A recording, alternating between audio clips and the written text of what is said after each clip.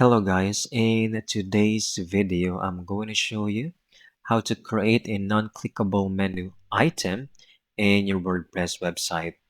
Let's begin. First, open WordPress, click on the login button at the top right, and sign in with your Google account to access your dashboard. From your dashboard, head over to the edit site over here.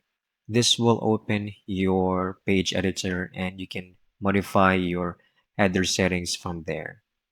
So once you're on your page editor, click on that specific header you would like to configure or the menu. For example, here, I'm going to click on it. You should have the option to click on the link icon over here. If there's already a link or an anchor link integrated on it, click on the pencil icon.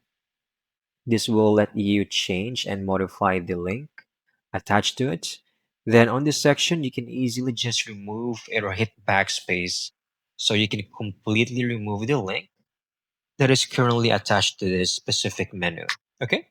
Then make sure to hit save, and then everything should now be just a regular menu. No links attached to it. Then over here, make sure to hit save to confirm those changes. And that's it. You have now successfully made sure to create a non-clickable menu item in your WordPress websites.